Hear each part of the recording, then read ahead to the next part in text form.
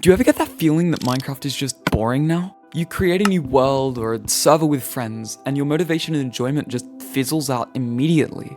So you stop playing.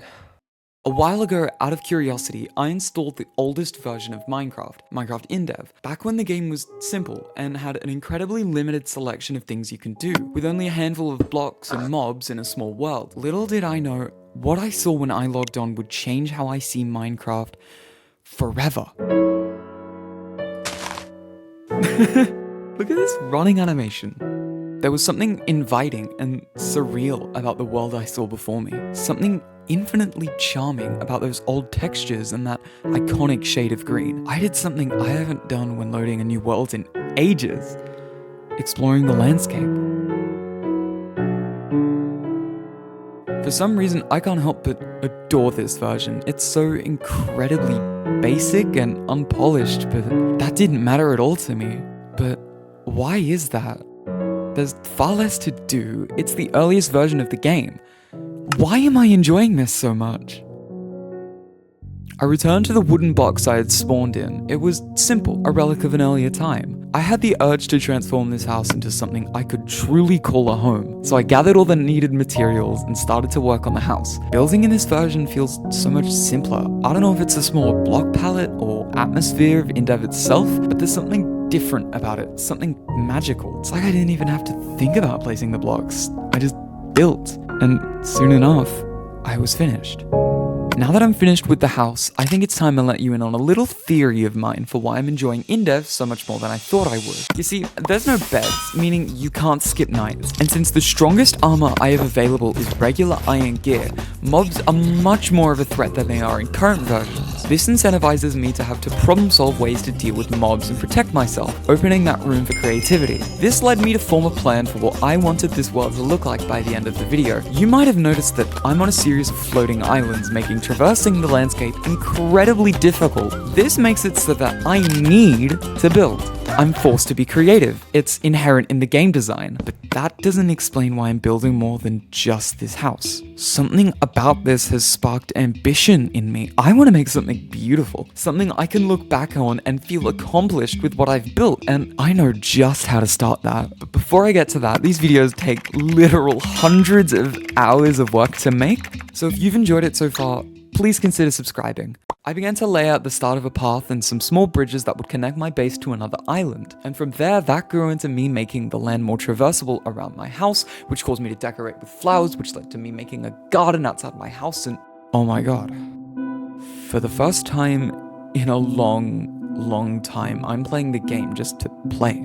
I haven't felt this at ease and creative in years. Do you have any fond memories of when you first started playing Minecraft? Might have been on the old Xbox 360 version or Pocket Edition. This felt like that. Working on this project brought me back to some of my fondest memories of Minecraft. That being sat in front of the split screen Minecraft on my brother's PS4. We didn't have much of an idea of what we were supposed to do, and I think that's the point. But put a pin in that, we'll get back to it later.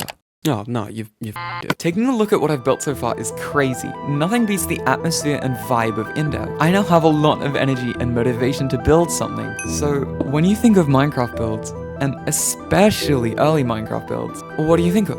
I'd like to introduce you to my final project in this video, and perhaps the most ambitious. A castle. It's fitting, isn't it? Castles have always been one of the defining Minecraft builds. To start off, I built a small watchtower by the space where the castle would be. I spent some time working on a staircase to make the castle accessible to me by walking on the path. Then I got to planning the layout of the castle and finally began to build the walls. One thing I noticed was that it was difficult to make something with this color palette visually interesting. I attempted to add some depth and texture, but the lack of slabs, stairs, and different types of blocks made it difficult. But that didn't matter. I was having fun. I realized that it was still missing a central structure and that I wanted it to be where I could look down at what I'd built. So I got to work on a wooden tower in the middle. As I came closer to finishing the tower, I began to reflect on this whole experience. These would be some of the last blocks I would place in this world, and I wanted the last thing I did to really mean something. As I finished the roof and added the finishing touches of the castle, I had decided on what I wanted to do last. This is the wooden pickaxe I made at the beginning of this world. The tool that enabled everything I've built here. Everything I've learned about this game, about being creative and about myself, is owed to this pickaxe. And for that, I dedicate this tower to it. I couldn't think of a better way to end this. Thank you. As I walk down the stairs of the tower, out through the castle, along the path and bridges to return to my house, I think I figured it out. Why do I love Minecraft Indev so much? It's simple, really. Throughout this video, I've just been simply playing the game without a large, overarching goal in mind. The lack of central direction has enabled me to enjoy the game without any sort of pressure or expectation of how Minecraft is supposed to go. The appeal of Indev is mainly that there isn't an expectation of what I'm supposed to do. I'm not really being forced into any one direction. It's the core appeal of Minecraft. The only limit is my imagination. Indev is a simplified version of the parts of Minecraft that I enjoy most. You appear in a lively landscape without being told what to do. All you have to do is survive, because at night, monsters roam the land. The world is at your fingertips. You can shape it as you will. Indev is the core of Minecraft. It's the bare-bone version of what makes this game so good. No rush to beat the game, no army of other players obsessing over PvP. It's calm and also lonely. Minecraft has always had a sort of uncanny vibe, not quite scary, but you don't exactly feel secure. The early versions of the game, like Indev, excel at this feeling. It's almost a halfway point of being somewhat calm and simple, and the feeling like you're being watched. Indev achieves this best with the lack of a lot of mobs and the fog, making the player feel truly alone. Looking upon the world I've built gives me a sense of accomplishment, a triumph, but most of all, the realization of why I love Minecraft so much. Playing this version has given me that perspective. And the game was over, and the player woke up from the dream. And then the player began a new dream. And the player dreamed again, dreamed better. And the player was the universe. And the player was love.